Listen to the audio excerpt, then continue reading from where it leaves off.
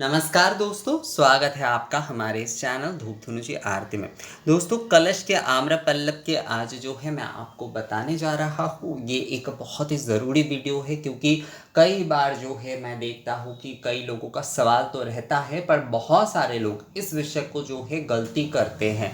तो इसलिए मुझे लगा कि ये विषय जो है एक बहुत ज़रूरी विषय है जो कि आप लोगों को सही तरीके से बताना बहुत ज़रूरी है। तो ये विषय जो है आप लोग थोड़ा ध्यान से देखिएगा दोस्तों कि आम्रपल्लव जो है कलश के लिए जो है किस प्रकार से हमें लेना चाहिए और किस प्रकार हमें जो है आम्रपल्लव कलश में देना चाहिए। पहली बात, हम लोग कलश में जब भी ये पल्लव आदि रखते हैं तो हम कहते हैं पत्ते, यानी कि ये कभी कभी चलित में हम बोलते हैं कि आम पत्ते जो है कलश पर आम पत्ते लगाना है, आम पत्ते रखना है आदि। पर असल में वो आम पत्ते नहीं होता है। असल में कलश में कभी भी पत्ते नहीं, कलश में पल्लव दिया जाता है। और पल्लव किसे कहा जाएगा? पल्लव वही होगा जो डंठल से जुड़ा हुआ होगा। ये देख रहे हैं आप आम्रपल्लव जो है, ये देखिए, ये जो है ये मैंने एक्चुअली जो है ना कल शाम कल जो है दोपहर को जो है मैं इसे लेकर आया था, तो इसलिए थोड़ा इस प्रकार का मुरझा मुरझा गया है। तो इसलिए जो है इस प्रकार का दिख रहा है, वरना जब लिए थे तो एकदम बहुत अच्छे ताज़े वाले थे। जो भी हो, ये समझाने के लिए ही है आप लोगों को दोस्तों। तो इसीलिए जो है मैंने ज़्यादा पत्ते नहीं तोड़े। बेकार में मैं कभी भी जो है पत्ते आदि मतलब एक्स्ट्रा कभी भी नहीं तोड़ता हूँ। जितना ज़रूरी होता है उतना ही ले लेता हूँ।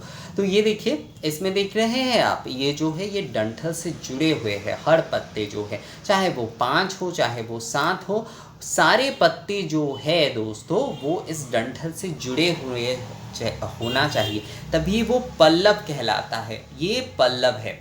पल्लव ये तभी कहलाएगा जब जो है आप इस प्रकार से लेंगे। अगर आप एक एक पत्ते जो है लेते हैं और इस प्रकार से इसे रखकर सजा देते तो वो कभी भी जो है कलश के लिए पल्लव लेना नहीं होता है। तो जब भी आप कलश स्थापना के लिए आम्र पल्लव ले रहे हैं तो इस प्रकार से ही आपको लेना है। कभी भी एक एक पत्ते तोड़ के केवल जो है सजाना नहीं है। हमेशा आम्र पल्लव का अर्थ होता है कि संपूर्ण इस प्रकार डंठल से जुड़े हुए, चाहे वो 5 हो, 7 हो, 11 हो, जिस प्रकार का भी हो दोस्तों, 21 भी पत्ते लेते हैं, पर हमेशा जो है आपको इस प्रकार से डंठल के साथ जुड़े हुए लेना चाहिए।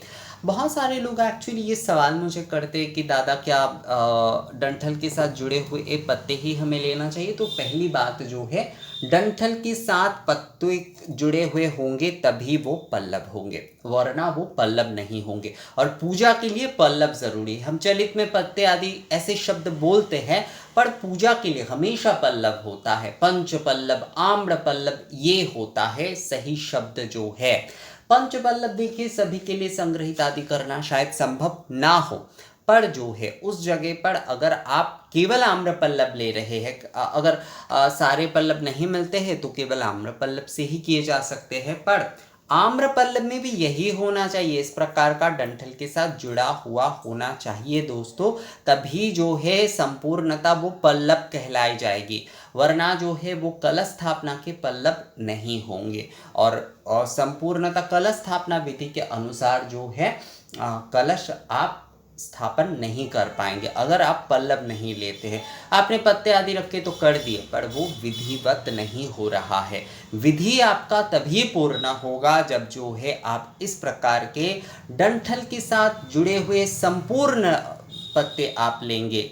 इसे ही आम्र पल्लव कहते हैं। जब जो है कोई भी, असल में जो भी पल्लव लिए जाते हैं कलश के लिए, वो इस प्रकार का ही लेना होता है।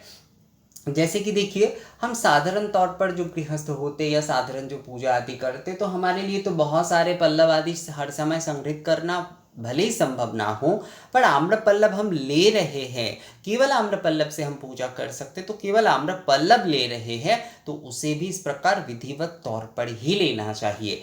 कभी भी जो है एक एक पत्ते हमें तोड़ के ऐसे सजाने नहीं चाहिए। हमेशा पूर्ण आप जो है इस प्रकार का आम्र पल्लव लीजिए।